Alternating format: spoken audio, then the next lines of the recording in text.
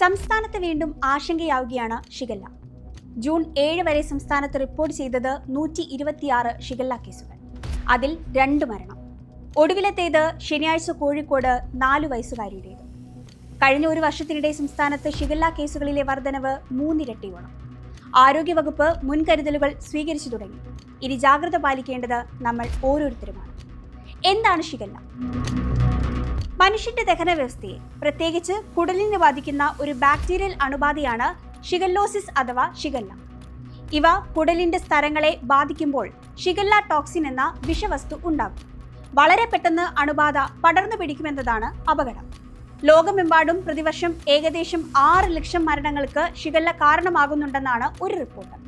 ഇതിൽ ഭൂരിഭാഗവും 5 വയസ്സിൽ താഴെയുള്ള കുട്ടികൾ. Shigella sonnei, Shigella flexneri, Shigella boydii, Shigella dysenteriae എന്നിങ്ങനെ 4 തരം ഷിഗല്ല ബാക്ടീരിയയുണ്ട്. ഷിഗല്ല സ്വനേയി മൂലമുണ്ടാകുന്ന എഗിരി സിൻഡ്രോം ബാധിച്ച് 2ാം ലോക മഹായുദ്ധ കാലത്തിന് മുമ്പ് വർഷം തോറും 15,000 പേരാണ് മരണപ്പെട്ടിരുന്നത്. മലിനമായ വെള്ളം കുടിക്കുന്നതിലൂടെയോ ശുചിത്വമില്ലാത്ത സാഹചര്യത്തിൽ തയ്യാറാക്കിയ ഭക്ഷണം കഴിക്കുന്നത് വഴിയോ ആണ് പ്രധാനമായും അണുബാധ പകരുന്നത്. രോഗബാധിതനായ വ്യക്തിയുടെ വിസർജ്യവുമായി നേരിട്ടോ പരോക്ഷമായോ സമ്പർക്കമുണ്ടായാലും രോഗം പകരാം. രോഗബാധിതനായ വ്യക്തി ഭക്ഷണം പാകം ചെയ്യുമ്പോഴോ കൈകാര്യം ചെയ്യുമ്പോഴോ മറ്റുള്ളവരിലേക്ക് പകരാം. കുറഞ്ഞ അളവിൽ ബാക്ടീരിയ ഉള്ളിൽ ചെന്നാൽ പോലും രോഗമുണ്ടാകാൻ സാധ്യതയുണ്ട്. തുറസായ സ്ഥലത്തെ വിസർജ്യത്തിൽ നിന്നും ഈച്ചകൾ വഴി ഭക്ഷണ പദാർത്ഥങ്ങളിലേക്കും ബാക്ടീരിയ എത്താം. നല്ലൊരു വിഭാഗം ആളുകളിലേക്കും ചെറിയ ലക്ഷണങ്ങളോടുകൂടി ഈ രോഗം വന്നു മാറും.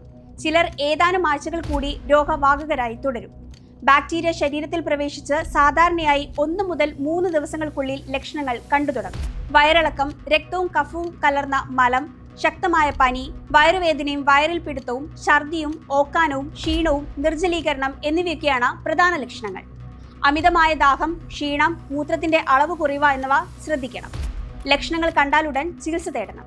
വയറിളക്കം കാരണം ശരീരത്തിൽ വലിയ അളവിൽ ജലാംശം നഷ്ടപ്പെടുന്നതിനാൽ ORS ലായനി, ഉപ്പിട്ട കഞ്ഞിവെള്ളം, കരിക്കിൻ വെള്ളം എന്നിവ ധാരാളം കുടിക്കാം. പ്രതിരോധശേഷി കുറവായതിനാലും പെട്ടെന്ന് നിർജ്ജലീകരണം സംഭവിക്കാമെന്നതിനാലും 5 വയസ്സിന് താഴെയുള്ള കുട്ടികളിലാണ് രോഗം ഗുരുതരമാകാനും മരണം സംഭവിക്കാനുമുള്ള സാധ്യത കൂടുതൽ.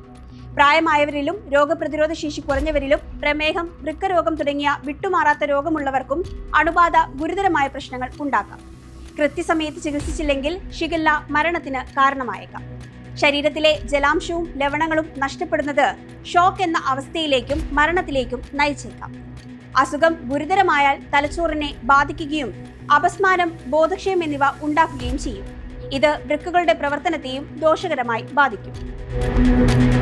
നിലവിൽ ഷിഗല്ലയ്ക്ക് ഫലപ്രദമായ വാക്സിനുകൾ ലഭ്യമല്ല. അതിനാൽ ശുചിത്വമാണ് ഏക പ്രതിരോധ മാർഗം. തിളപ്പിച്ചാറിയ വെള്ളം മാത്രം കുടിക്കാം.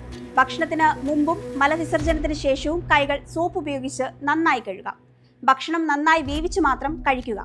പഴകിയ ആഹാരം ഒഴിവാക്കുക. ഭക്ഷണ പദാർത്ഥങ്ങൾ അടച്ചു സൂക്ഷിക്കുക. നഖങ്ങൾ വെട്ടി വൃത്തിയാക്കുക. പരിസരം വൃത്തിയായി സൂക്ഷിക്കുക. കുട്ടികളുടെ ഡയപ്പറുകൾ ശരിയായ രീതിയിൽ സംസ്കരിക്കുക. തുറസായ സ്ഥലങ്ങളിൽ മലമൂത്ര വിസർജനം ഒഴിവാക്കുക.